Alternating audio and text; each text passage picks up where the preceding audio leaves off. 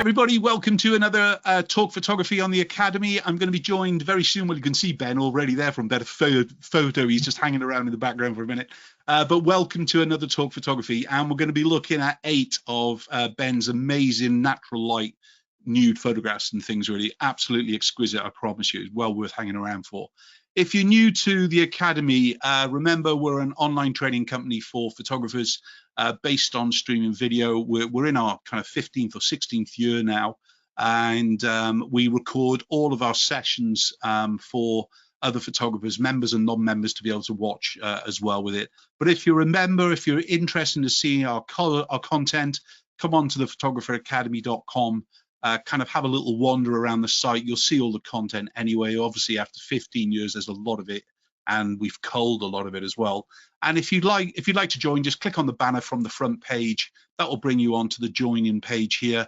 Or if you're somewhere else on the site, just look for this little join now, and you'll be able to actually get back to this page and so on with it. It's just not our recordings and streaming video that you get. We've got assets and downloads, Photoshop files, ebooks, and everything else within things really. So I hope that you've got a chance to actually come and see us. So yeah. without delay, Ben, thank you. Really thrilled that you agreed to actually do a talk photography. I've been a lover of your work and things. Good. Ben, tell us a little bit about you to begin with. Where in the world are you? When did you get into photography? How did it all start off for you? I'm Dutch. I'm originally from the east side of the country, close to the German border. I started when I was 18, so that's more than 50 years ago. It's 55, 50 something. A couple of years between friends. And I started just with the practica. This was still East Germany in those days, and the DDR, and it was the cheapest one. And my brother had a dark room, and I started with black and white films. So I developed my own films. I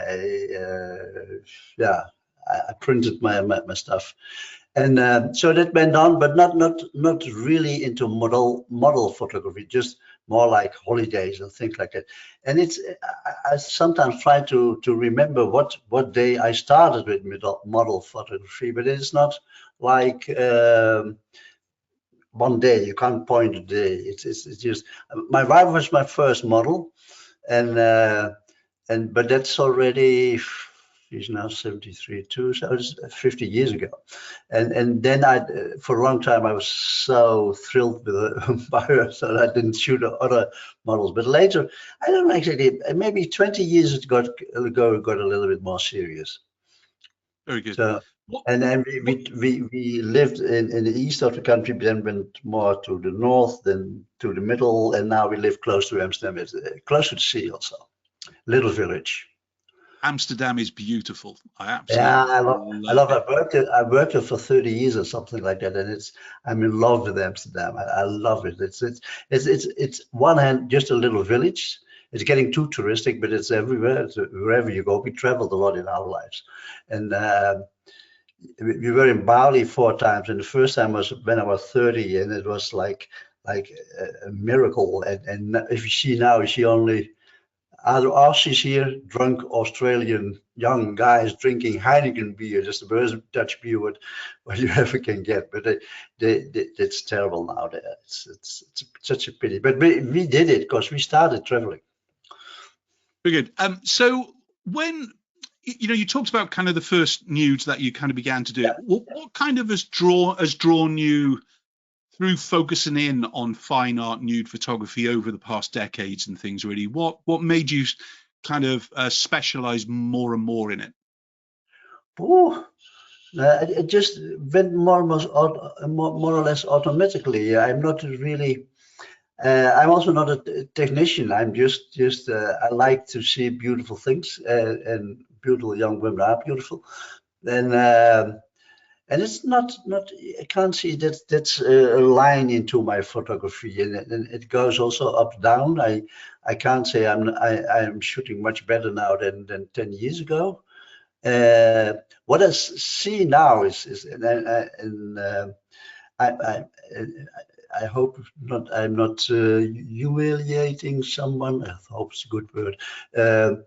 Because I like more and more a little bit older, not like 20, but more models like from in the 30s. They often they have a life experience, especially traveling models. Maybe this is something I should mention. It started, I think, more than 15 years ago. I had my first group of models even staying at our place. There were those days also Ukrainian models who wanted to shoot in the Netherlands. They had a kind of event in the Netherlands, in Tulips event, and then they needed a place to stay. They stayed at my place, and in return I could shoot them. And so from that day we had often models in our house, and my wife likes it. We don't have children ourselves, so we had, if once in a while we have our own daughters in house, sometimes even a son, but most of the time it's daughters. And I like that very much because I have a different experience with models. Not only that the 2 or 3 hours that you sit or stand or work and together, but I see them in my house. They sleep here. We eat together. We drink together. We talk together, and not only about photography. So that gives me, I think, most of the time a different approach, experience with models. Yeah, that must be amazing. You mentioned about your wife, if you don't mind me asking, because I get asked quite a lot from photographers. What does your wife think about shooting nudes and everything else with it? You know, we had a business of photography where we specialized in photographing women and families and so on with it. But my wife knew it was a money-making machine for us as well as an artistic thing. How was your wife with kind of photographing other women? She likes it. She likes what I do, and she never was making troubles about it. And she loved my work. She sometimes thinks I'm making art. I don't think so, but she says you at least beautiful things, and she helps me also. Not during a shoot. Maybe she was there once. Yeah, she was there once or twice, but. Most of the time, she likes to go to the second-hand shops and also for things like glasses and cups and saucers and those kind of things. But then she sometimes comes home with a vintage dress, or we had she came home with a vintage corselet or corset, and those kind of things. She brings dresses sometimes, and it is really beautiful, and she really knows about my photography, and she knows what I like, and so yeah, that's and she really likes what I do. Yeah, and we never have. My wife has always been my worst critic. If I go, you know, I really love this photograph, she goes, I think I prefer the other one, you know, and she'll give me a reason for it, which is kind of a key thing. Yeah, and one thing is she doesn't like lingerie.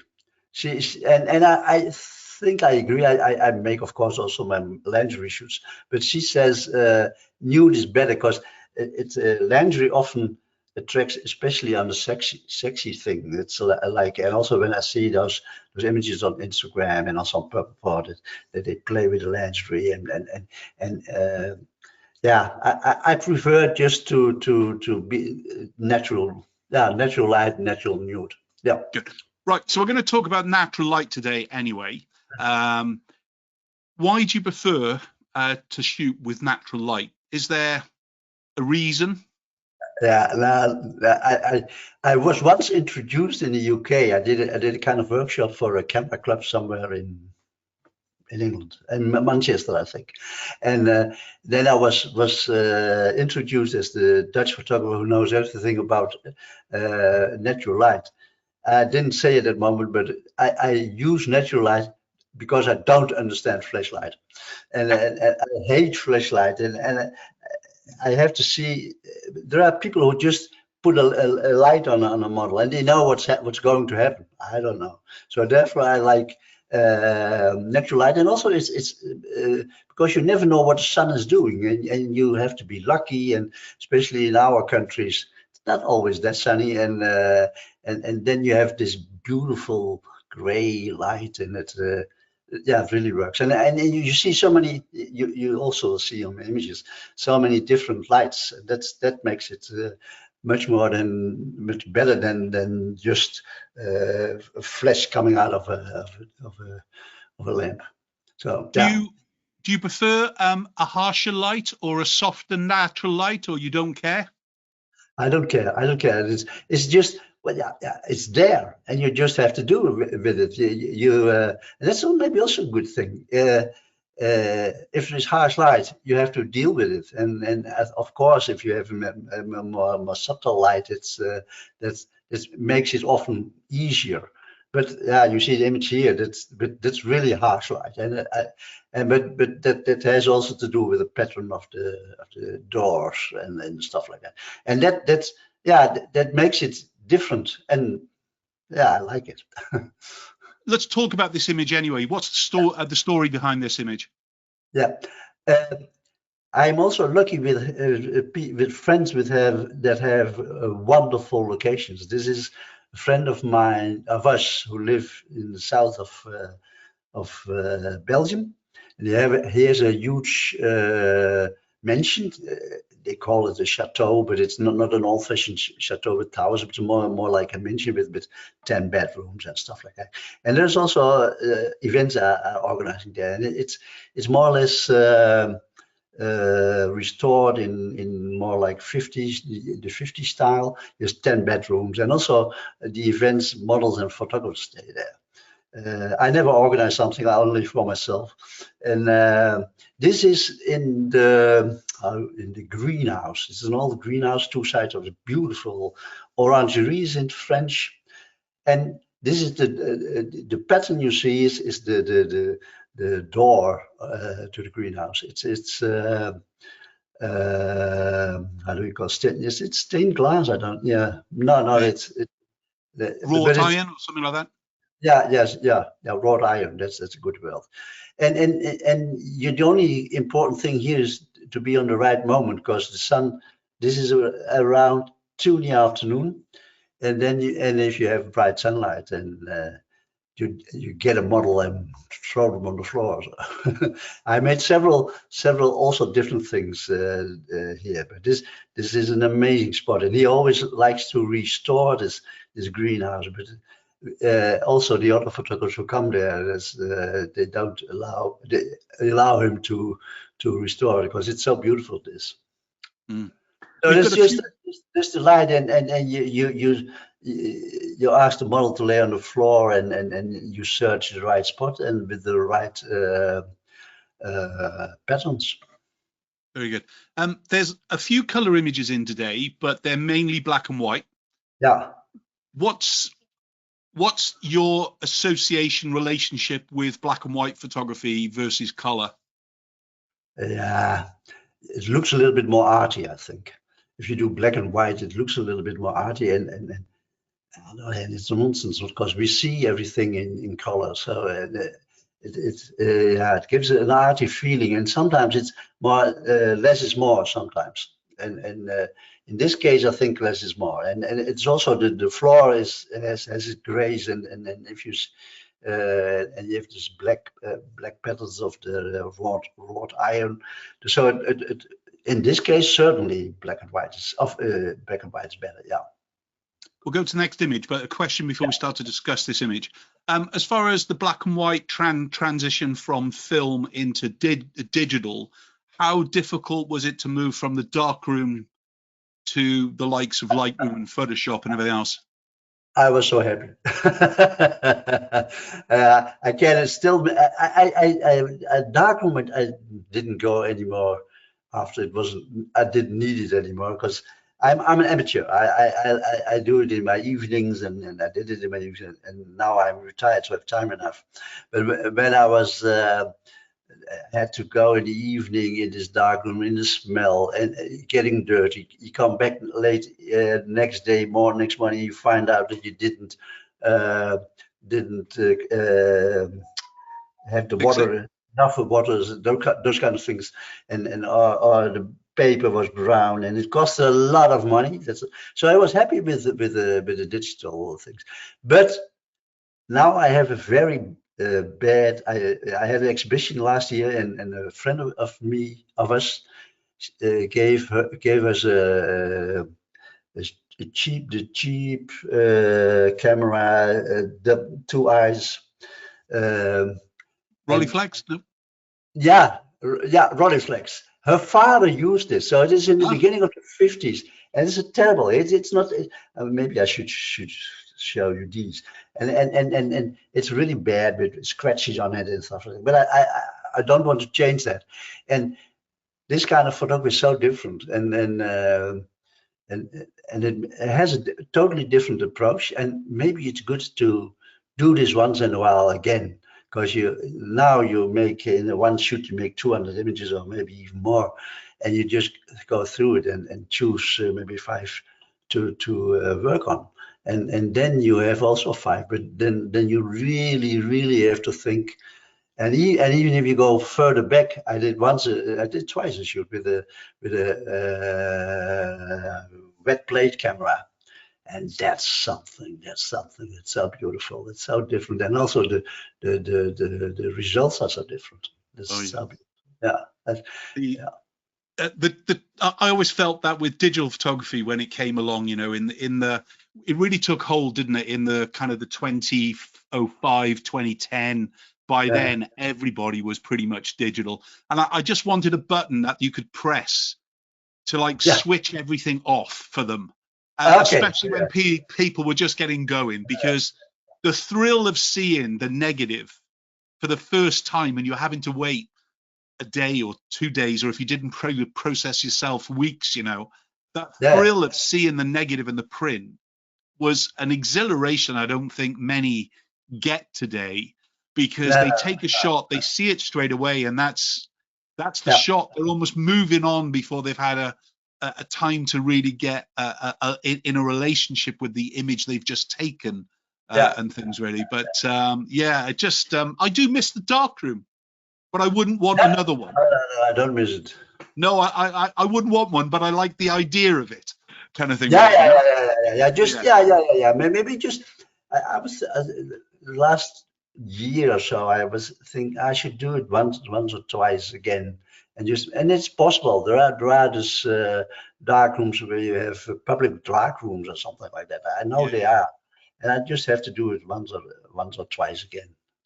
Back to the image. Okay, so let's talk about this image. Another strong use of light. Yeah, that's and about this light. It just is there, and that's a good thing about sunlight. It's just you have to deal with it, and it's just there. This is light from two sides. You see a light above the model that I don't know how you call it. This light in the ceiling. Yeah. And it was maybe further on this same location. This is a studio in Amsterdam, and unfortunately it's not open anymore. And this just light just comes through the door, and the actual studio is a little bit to the side, to the front, right, and I asked, and I saw in the toilet just left. So I went to the toilet and saw this light coming in.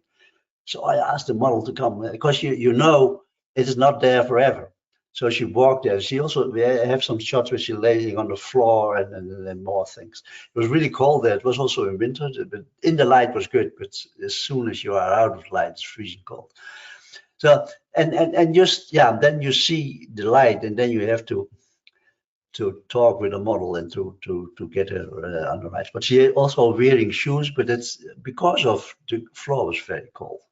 So that's also something I sometimes hear more or less, especially a few years ago, that they say, they are a model, and this model she gets paid. So if I say you stand in the cold or you come at 3 o'clock in the night, you are paid, so you just do it. I think you can't do it. You have to be both sides. You're equal first. And a model is most important part in the shoot. Otherwise, you don't have anything.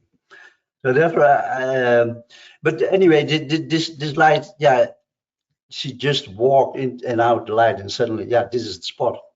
And So in your post-production, do you shoot on camera black? I know you probably shoot raw anyway, but do you set the camera into black and white so you're seeing a black and white image, or are you still seeing the color image?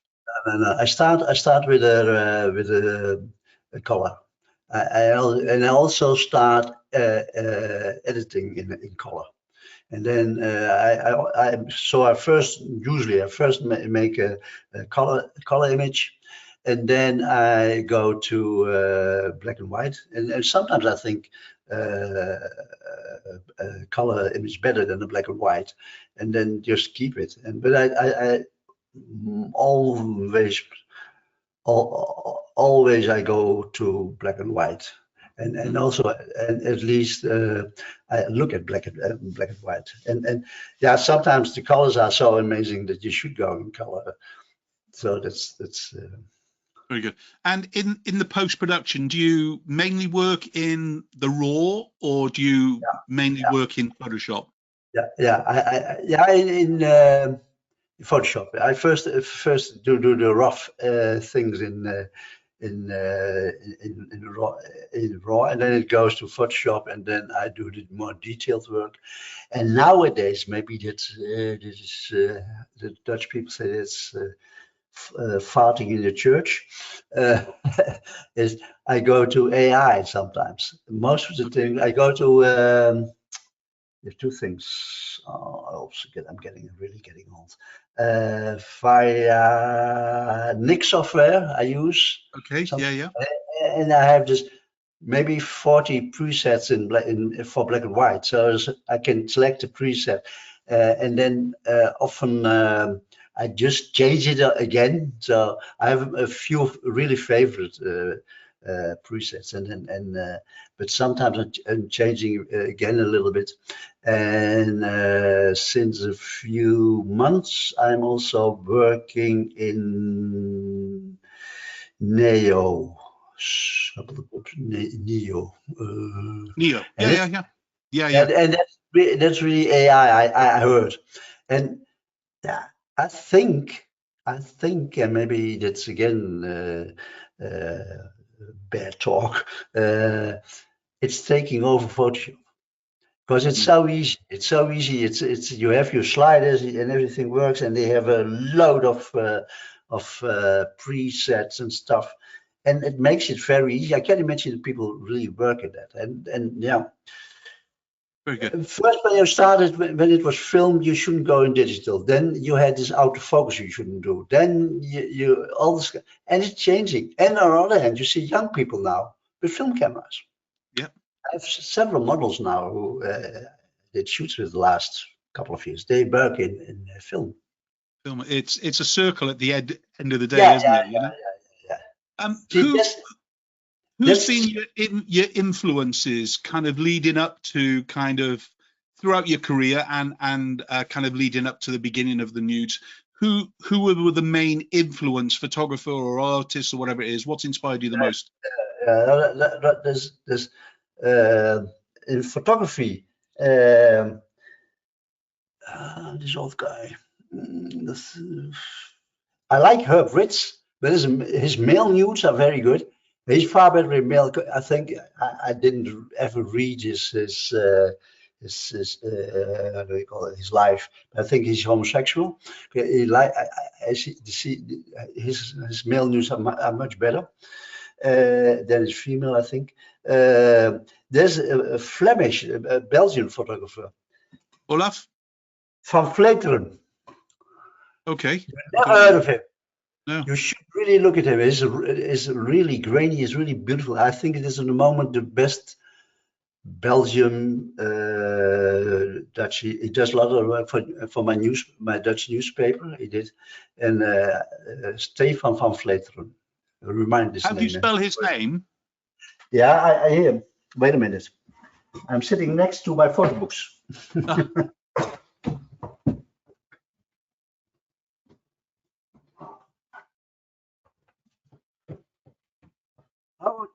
Oh no, you have the wrong side. Oh, they put it. Wait a minute.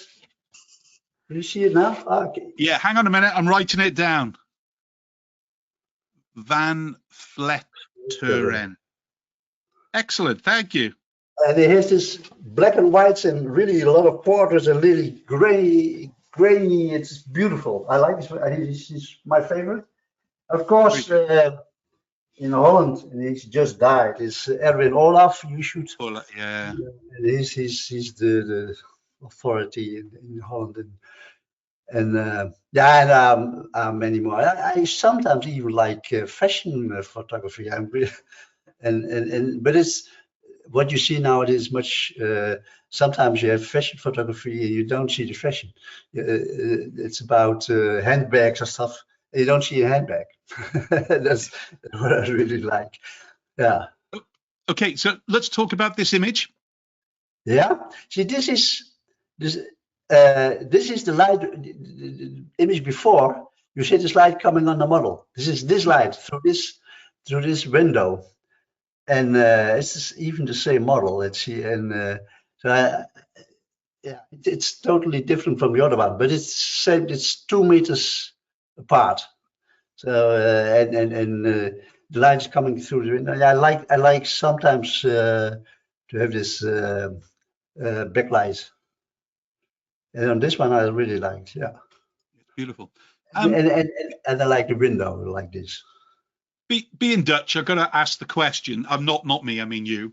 Are artists in the world? You know, have you kind of grown up in the world of art? Because you've got some famous artists of old. Yeah, of course. I'm so lucky. Living in loving art and living in the Netherlands.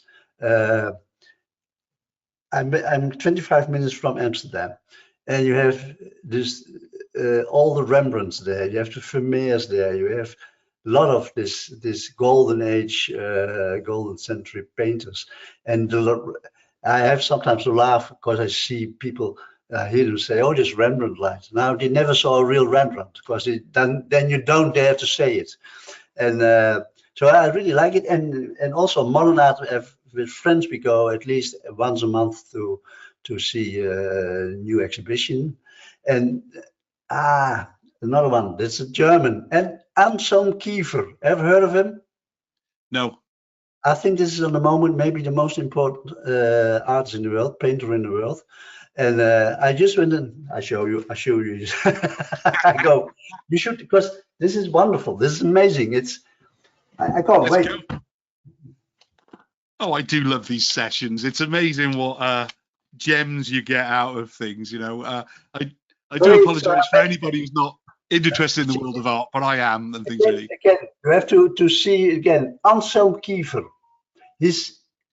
Can you see it? I'm just. Yeah, I'm. Go closer. Kiefer. Yeah, got it. Thank you. I'm gonna have a. You should really see it. If you get the opportunity to see a documentary about him from Wim Wenders, a German filmmaker, and it's taking 3 hours. And it's for me, it's on the moment. It's. I just saw it first time last year, but it's amazing. And he has a little bit different size. It's not like this, but it's and then it's 5 meters by 10 meters. His work, his painting. That's amazing. Maybe if you go to your TV and just if you just find on the internet just a little thing of him. It's amazing work. I made now photos of his work. I was on the exhibition. I go again next week. And we like to go to his gallery in south of France. And you just, it's so beautiful to see just little parts of this amazing paintings. I promise to do my homework tonight. I promise to do my homework. Do it. It's really wonderful. What's the process for selecting locations and the process of selecting models for you?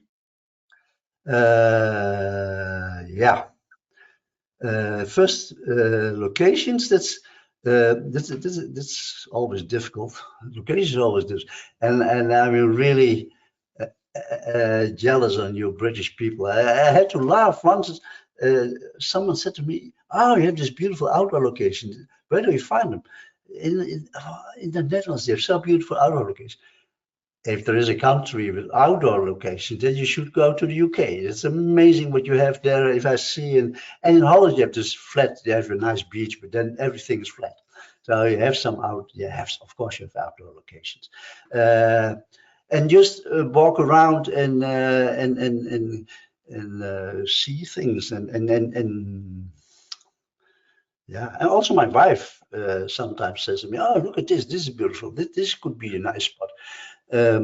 So just that's the way, and we live very close to the sea and to a nature reserve. It's easy to go there, although Holland is getting more and more conservative. Really? I've really had a few times problems with people who are upset with my people news, and I got twice contact with the police. They came in. Oh. And so that's and I was even on the front page of the of a national newspaper. So just because I did nude work, but it's a couple of years ago, and you have to be more careful now. It's really weird because it wasn't there. It was very liberal, but it's really changing. Is getting conservative, and then this is going to be, it's not a political talk, so but it's really getting more and more political. It's of conservative and more right wing and those kind of things, but it's happening. What's happening, I think, everywhere. You know, most photographers, I say most, not all, obviously, but most photographers are looking for kind of privacy areas anyway, so that they can work for longer and develop longer. And you know, if you've got somebody who kind of comes by, dog walkers, I'm a dog walker, and we go to some stupid locations just to have a change, isn't it? But you can't shoot. But when you come across somebody photographing or painting or whatever it is, it's a natural curiosity. I was shooting a nude on a beach. I was shooting a nude on a beach about, I know, 7 or 8 years ago, in the middle of nowhere. And then all of a sudden, a family are walking across the top of the headland. And I hear this, you know, chuckle of a young boy and kind of going, you know, blah, blah, blah. And it was like, okay, just cover up for a minute while they go past. But the parents came down, "Oh, what are you doing? Interested?" "Oh, they're doing photography in school." And, you know, there was an interest there. And I understand what you mean, though. There's this weirdness at times going on because they're trying to paint everybody with the same, you know, thing. Really. What about this image, anyway? This is in a studio, daylight studio, and it's in Haarlem. It's about 3 miles from my place, so I can almost walk there. And yeah, and there's this beautiful large windows, and this is Nausicaa Yami on Nausicaa Yami on Purple Port, I think, and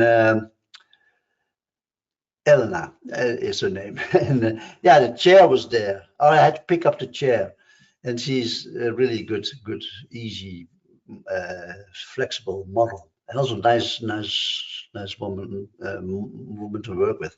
Yeah, and then you just find your spot, and maybe if I see it now, it should have been, I think I have it in black and white too, and if I see it now again, maybe I had to give you the black and white version.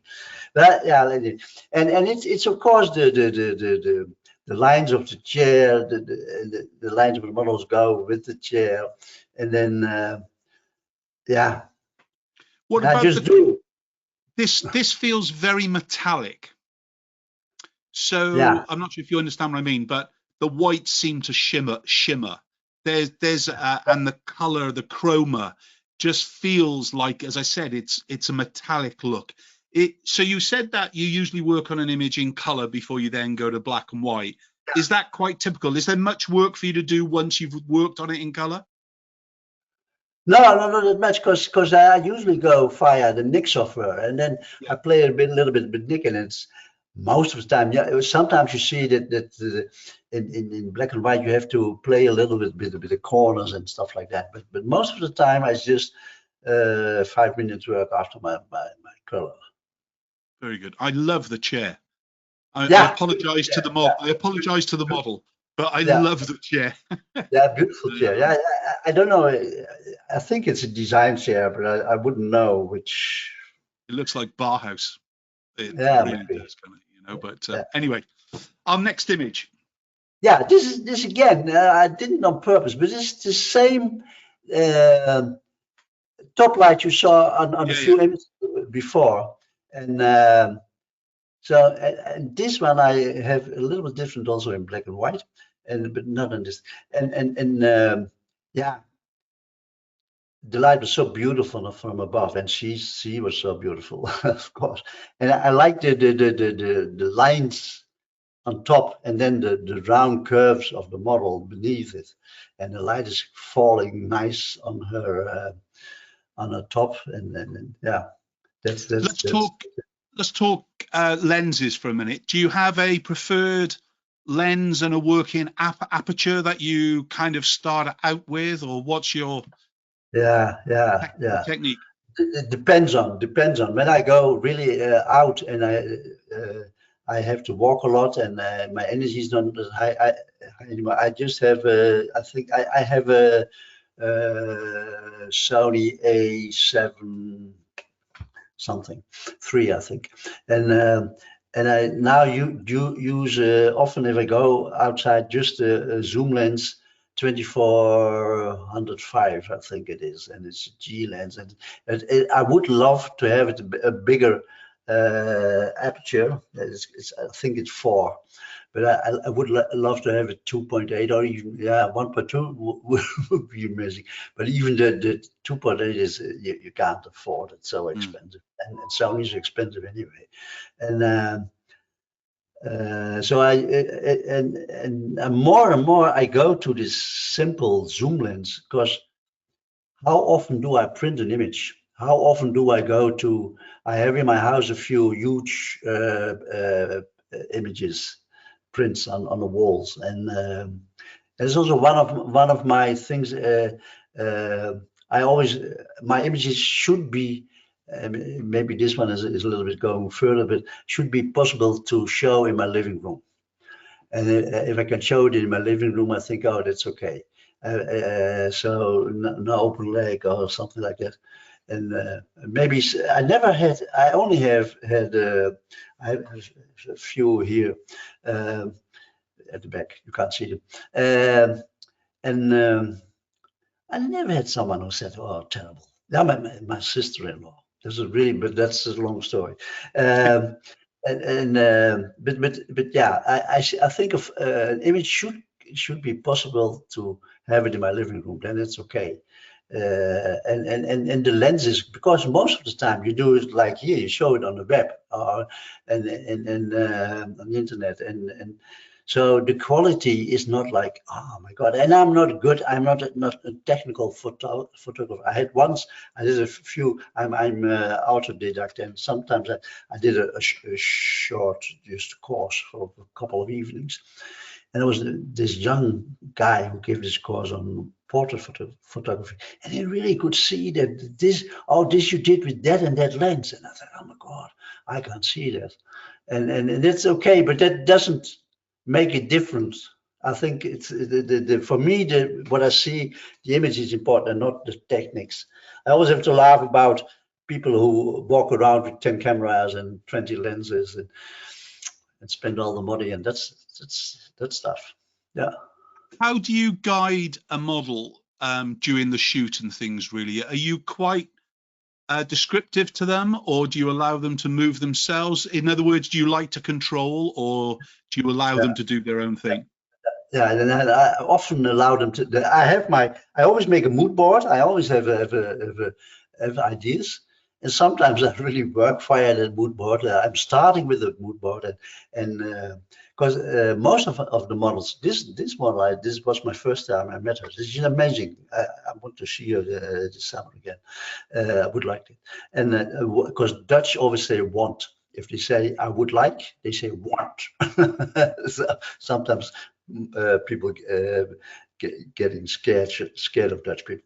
Now I don't guide them much, and I often ask them certain to bring certain stuff, clothing or fabrics. I have a lot of fabrics myself, and so I have some ideas as a starting point, and then a model goes. And often, and especially of course, in nature or in on location, you just comes for surprises, and a model has always amazing ideas. It's and not only you have sometimes, and that's more like these beautiful little girls, and you say, oh, this side is better of me, or this is better, this way is better, and because they want to be pretty on an image. I want to see a nice form and nice shape, and so and models. Of course, I shoot maybe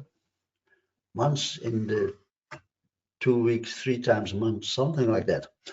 But a model in the same time makes makes maybe 10 shoots or even more, or far more sometimes, and they are experienced and they know what's good and it's not good, and they have their ideas, of course. So I like to flow. What advice would you give to photographers who are interested in working with a nude model, but they're unsure on how to approach it to actually get started? Oh, I have to think about when I start. First, models, and I especially I like traveling models. They are really they know about the world. They know what they can. Most I only know friendly models and nice women. This one is amazing, and Sarah Fauna, and she's very experienced, and she knows, she's a photographer herself. She knows everything about photography, and she helps you out. This is a remote shoot. When I lately do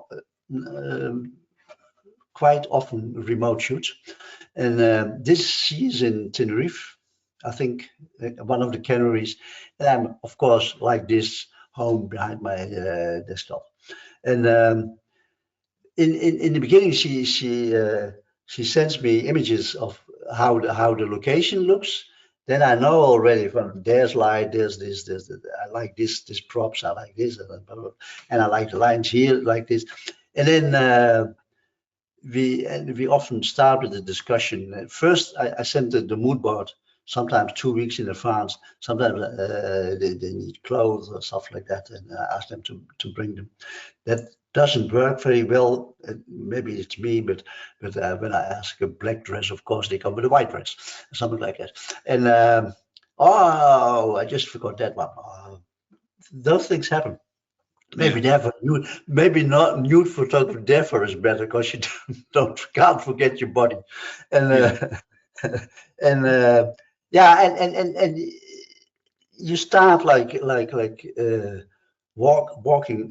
You have this, you make this frame, and you ask the model to go in there, and then suddenly, and sometimes and it sounds sometimes really rude, like stop or something like that, and then there's rise, but certainly therefore maybe also a little bit older models are better. They know their poses. They have experience with all kind of photographers, and don't just ask. And they are, as far as I know, I only know, I have maybe twice a bad experience in all those years. And so going back to the question, what advice would you give to a photographer who's interested in working face to face with a model with to shoot nude photography and things? What advice would you give them? Be prepared. Think about what you see. Say you. I think purple part is a good thing to contact models and see her what she did. First, what do you want to make yourself? Look in photo books, see your favorite photographers, see how they work, and think, oh, that would I like, and maybe just tear out the photos you would like. Maybe use this as a mood board, and take the images you like from Purple Port or from any other site, or better sites like Model Society or whatever, and then you have an idea. This is what I want to make, and then show it to the model beforehand, and also say what you want to make, and have communicate. I did it not that often, but did a few those so-called workshops, and then I had this. It was famous in those days. This was 15 years ago. Model, British model, was also in Manchester. It was a beautiful location, and we were talking about, and then we said showed spots where we could go with the model, and then with 4 photographers or something like that, and they almost grabbed the model and put her against the wall and just start shooting, and didn't communicate it. And a model is maybe she's vulnerable, she's younger, she's nude, and be nice. So talk with the models. Don't touch your model. Lesson 1. I sometimes do. I sometimes really forget. I like to play with my hands, and sometimes I touch them. That's it. That's the first, the moment. Never do this, and just and say to her, that's a nice pose. Be friendly, and that helps a lot. And this also makes yourself more secure. So that's what I would think. And just start communicating, but be serious. Not like you have this. I spoke with a model, and she had about GWC. I said, GWC? Yeah, guy with camera. Yes, of course. Yeah, these guys have cameras, but it's not always a memory card inside. So that's what's happening too. And be serious. You know what you want to make. Talk with the model. Talk a lot. I think talk a lot. I always talk a lot also now. Okay. Personally, I think that when you're getting started in anything, whatever you're going to shoot, try and have a professional who's experienced at it. In other words, have a professional model who's very experienced at nude, isn't it? Because they will help you. And if you're honest with them, they will help you get over your nerves. Because I still remember the first person I photographed nude, and I was a nervous wreck. And that's when I'm an 18-year-old boy, as it were, then, but that you mustn't forget these things. And when you're privileged to shoot with somebody, whether it's a man or a woman, and they're nude, or you get to draw them or paint them or whatever it is, the key thing is to make sure that if you're at all unsure of yourself, tell them. Because if you make yourself vulnerable, they will actually be more empathetic to you than trying to disguise your fear with kind of bravado and everything else with it. I was lucky that the first person I photographed nude was somebody who I'd drawn nude. And that's 2 different experiences, especially as an 18-year-old kind of thing. But yeah, just get a good professional. But then over the more experience that you have, then you can start to be a little bit more kind of fluent with somebody who's perhaps never kind of done it before. Right, let's back to your image. Love this photograph. This is the same spot almost. Then you saw this beautiful chair. Yeah, just the same background, the same light. She's standing against the wall, and she has this beautiful shape like this. Is really beautiful, and you should ask, if you want to start with the model, ask her, for example, because I think she lives in London, and she's really good, and they're so professional. And about those models, you won't agree with me, but British models are much cheaper than Dutch models. There's a lot of competition in the UK. and I think the moment a British model goes to travel to Europe, then the prices rise. But yeah. Anyway, she's beautiful. I like the curves, also the lines on her body, and I like the shadow. I was really, you see her breast here. Yeah. This beautiful, and in the shadow, and yeah, and I think it starts, of course, with I've seen something like that. It could be more or less Herb Ritz image, I think, and that's also what I often do. Just go through those. I have a lot of photo books and just go through them. And sometimes I take also my books with me. So. And I really love the lines on the body, and I like shadows, and the light is. I was quite lucky because it's when I look at it again, it's not too harsh. It reminds me of a kind of a mannequin or a sculpture, I should say, that's almost just been left in a warehouse, and every day, just for a brief minute, the sun comes through and brings that mannequin or that statue to light. You know, I just absolutely love it, the texture and the quality to it. But I'm with you. I absolutely love the silhouette as well. I think the kind of the shapes going on is beautiful. Yeah. That often I'm often looking for those silhouettes. Yeah. So our next image is cityscape behind. What's the story of this image? This is Anna. Anna is also living in London, and she was in Bangkok. And I thought, oh, and she showed the location. I thought, oh, wonderful. And I didn't see because she has it is an Japanese onsen. I never had heard of it. It's a kind of traditional Japanese bath. And so she said, I'm there, and I thought, oh, I would like to shoot there. So I make an appointment with her, but the Wi-Fi was very slow. So that was a problem one. The location, if you look here, you think, oh, it's quite a big room she is in. It was very small. So I think it's with a wide angle. So, and then I saw the background, of course. I don't know how high it is, but it looks like the 30th floor or something like that. And then,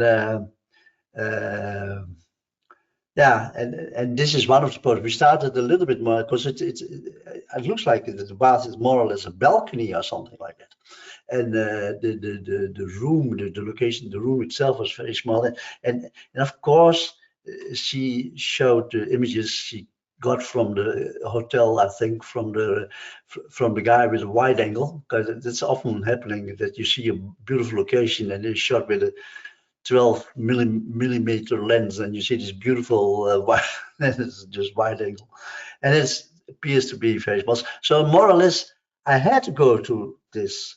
I had a few also, but then you get this later on. I think you see this image with the backlight, and I did a few with backlight, but then I asked her to go in the bath, but I thought it was far deeper also, but it was just not yet knee high, I think, and that didn't work. And then I asked her to go to the wall, and we did several also. She had just bought new bikinis, so she wanted to have a few shots in the bikini. I didn't like them, but then we continued in nude, and then this is really nice. And then I think this one should be in color, also because of the background and yeah. I spotted something when I was looking at this image for the first time, and obviously the water and the body and the fear of the height and everything else. But there almost looks like a shark fin on the building. Oh yeah. And with everything together, I went, "Oh, has he done that purposely?" I just see it now. I think it looks like a shark fin. Yeah, but I think it's just something. Not a shadow. It's not a shadow. We all see something different in photographs. These little things, they can take you down a rabbit hole, and it has nothing to do with the image at all with it and things. But really I just thought I'd share that with you. That is always. What about self-censorship versus kind of creative freedom? Have you ever felt the need to censor your own work, or do you know specifically what you can do? You know, because there's so much social media restrictions now as well, isn't there? You know, you have to. If you go to Instagram or Facebook, you can't show anything, and it's really irritating. And I have to go to Blue Sky, but most of those sites are really terrible. And yeah, I don't know if it's American or conservatism. And I don't do any censorship myself, but I know I can't post them because I'm thrown off Instagram 20 times or something like that. I'm even thrown off forever. I have a totally new name and account, and it's totally different. So that's the way it goes, and I'm not really happy with the quality of Purple Pot, but it's the way to show you things, and I really like it. There are good sites. I really like Model Society very much. There's 1X, that's really good, and yeah.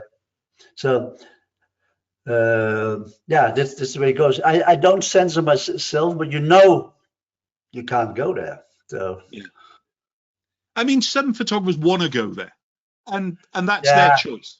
I don't need to go there, if that makes sense. And we're talking about, you know, yeah, there's nothing wrong with being a nude photographer as long as you're not a crude photographer. I yeah, always yeah, say, you know, yeah, and it's okay to bring eroticism to the image until it gets to a point where it goes beyond that, and then all of a sudden it loses my interest fully in things, really, you know. yeah. But it's every personal thing. If people like I was, for me it was nude. It was the end, and then everything with open leg or stuff like that. I said you shouldn't do this. But I'm not more and more like if people also models like to do it and they want to make money with it or whatever the reason is for doing it, do it. And sometimes I really see I usually don't know. Sometimes it just happens. You make a shot and then I come home and think, oh, that was more than I wanted, and then I don't work on it, or I try to do something about it. And then but it's just people's choices, Yeah. and also most models like to get paid with it from it, want to get life from it, so just do it.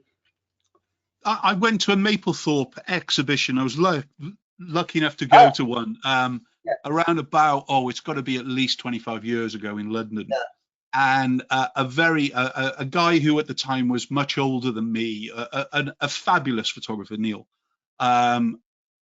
He actually got quite shocked, and he literally dragged me from one part of the gallery across to the other gallery because of the shocking image. yeah, And some I won't talk about it, but you know, I think we all know. And he just couldn't believe, but he was fascinated by it, and he went, "This is amazing. This is pure art, and it's art for art's sake. No matter what you think of, you know, the image." And he was so excited. He would never shoot anything like it, but no, no, it no, no, no. it ignited creative reflection or a creative spark in him. And I Yeah, reckon from that visit we did, there was a small group of us, and I reckon he became a better and more observant photographer and a yeah, more open photographer to ideas. Then I saw him in judging a lot because we judged alongside each other, and his openness changed. Before, uh-huh. almost the shock factor, Mhm. he would kind of, you know, judge things in a box, and it would always see the same thing. But That one visit, I will never forget that one visit, and him dragging me from one side of the gallery. And it was like was watching somebody, I'm not going to say reborn, it sounds a bit kind of weird, somebody just being open to something completely so far out of their comfort zone. And that's the problem with censorship, isn't it? Is that it's because of the overdoing it, you know, where we've got full, almost too heavy pornographic element, that it then actually stops everybody from kind of being able to share, and the censorship on Instagram and everything else. Yeah. Anyway, look, this is our last image. You talked about backlight. Yeah. Can I just say before we forget, I've really enjoyed discussing your photography, and I've really enjoyed looking at your photography. Honestly, thank you, Ben. But our last image and backlight, is this a kind of a go-to technique that you shoot a lot with? In other words, to create this almost silhouette look? No, it's things happen. This is also a remote shoot. This is Sienna, and I do a remote shoot in 2 days with her on Bali. She's on Bali. She's a beautiful villa over there. It looks like an old, because Indonesia was a Dutch colony 50 years ago, no, more 100 years ago, and it looks like an old colonial villa. And but this is in Spain, also remote. I knew her from 10 years ago. It's always difficult with a model to say how long you know each other, because then you have to say, oh, you started when you were 2, and otherwise she's beginning 30s, I think. And the first time she stayed with us, she's from Canada and now living in the US, and she stayed with us and did one-to-one shoot, in-person shoot, but now she's traveling the world a lot, and she has villas, and this is a beautiful country house in south of Spain. And then she does it very well. She shows all the images in advance, a couple of sometimes months in advance. Then I can see, hey, this is how it looks. Then when we start to shoot, then she goes with her phone around. Then you see, hey, that's a nice one, that's a nice one. And then I liked her, and then this is the door out in the garden. And then I saw this, and I thought, oh my God, this light is so beautiful. And then she walked out, and then I saw, oh. Then she just had her clothes on. She wanted to say, oh, this is going to be, and this is a little bit on the end of the shoot. And I thought, oh, this is going to be beautiful. And yeah, then it's also a luck that you have these nice lines around her body. And she has a beautiful body, of course, you can see.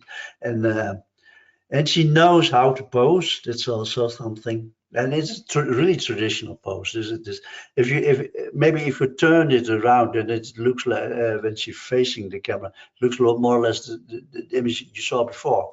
And but the light's so different. And you have to because then you have to guide her exactly on the right spot. And and then you have to be lucky too.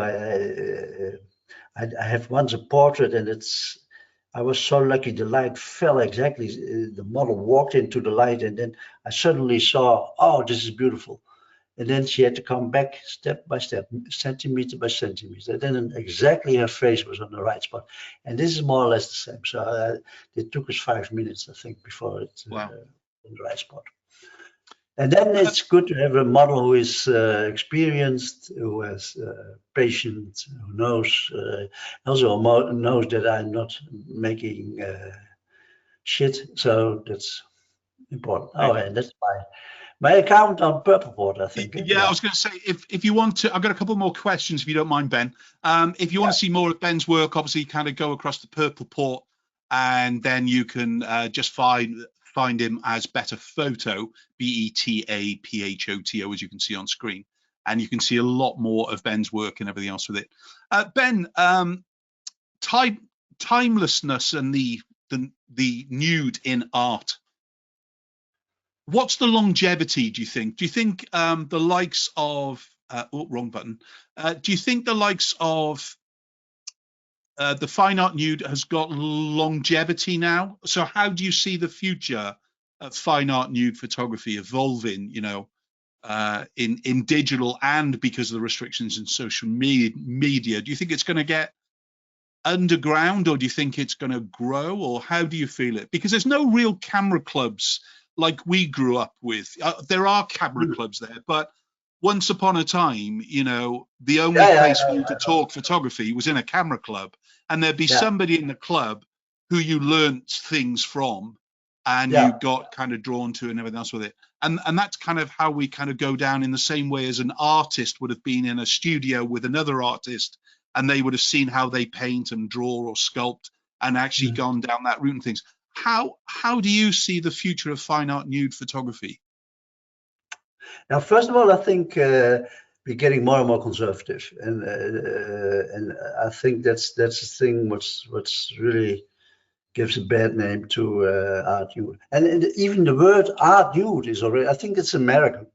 I think because most of the nude isn't art, and I don't dare to say that I'm making art, but I think it's just is it an English word, euphemism too, that they don't dare to say that is nude. It's just nude, and nude is beautiful. Can be, it's most of the time beautiful. It has nothing to do with age. And there's also some really beautiful elder models at Purpleport, and they don't shoot remote, and it's for me at the moment a little bit too difficult to come to England, and it's getting worse all the time because now I need a visa to get there. But I think it's really I'm afraid about it, and how people react on it.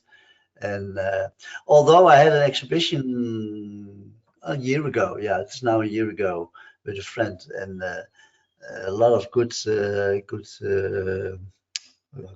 you call, people really liked it. And then and it was also open. There was my work was always nude, and there were also children walking around, and it was okay. But I'm afraid of, and it has to do with conservative people, has to maybe to do with religious things. So that I'm afraid of. Then the other thing is, on one hand, it's because it's so easy. You do just you work with your iPhone or your mobile phone, and it's easy to shoot. It's not that easy to make art or good work, but it's easy to shoot. And a lot of people, it's getting more democratic. Should you say so? More and more people are getting opportunity. You don't have to buy an expensive camera. The phones are good enough nowadays. So that's the thing. What's happening. On the other hand, what I see under young people, a friend of me has a school for photography, and more and more young people, and also you go back to the old work. You go back to film and stuff like that. But it's just a small group. It's a very small group who does it, and yeah, I don't know. It's I think that there's a wave always in get more liberal, then get more conservative, and we now in the wave, in my opinion, down, and maybe in 20 years it's going up again, or 5 years or whatever, and then that's my that's my idea, but it's difficult to say. You don't know. Thank you. It's great. That's why I love the talk photography. You know, I like it. That's a nice conversation. Yeah. My last thing to ask you: apertures. Every image that we've seen today has involved an aperture of light. Is that something that you would kind of give it as advice to somebody who's looking to shoot with natural light? Yeah, but I think two things. That's maybe that's thing to say two things. aperture, the light is of course very important, but then play with the light and play with the aperture of your camera, because to try to make portraits with a very big lens opening. Sorry, what I meant was the aperture of the actual physical light, the way that it's coming through a window or a door or a. Sorry. Yeah. Oh, do you mean? Sorry, I thought you meant. No, go on. No, the light is there. Yeah. And the good thing about you have look for you have a location, indoor, outdoor, whatever. Then you have a model. Yeah, everything is arranged. You have everything arranged, and then the light is not working like you thought it would work, and you have to deal with it. And then try to play with it and make it at your advantage. And because harsh light can be very beautiful, this subtle light is also easier. But with harsh light, you should just try it. And sometimes it's really, I made hundreds, thousands of mistakes, and I come home and I see this whites who are just burned out, so. But just go for it, and especially now with their digital cameras, doesn't cost as much. So, Ben, thank you very, very much. It's been absolutely my pleasure to be dipped in a little bit of your world of the nude with natural light. I've absolutely loved it. Thank you so much. It was fun to talk with you. It was great. I loved it. And it's live and everything else. Thank you very much, Ben. Thank you. It was a pleasure. Bye-bye now.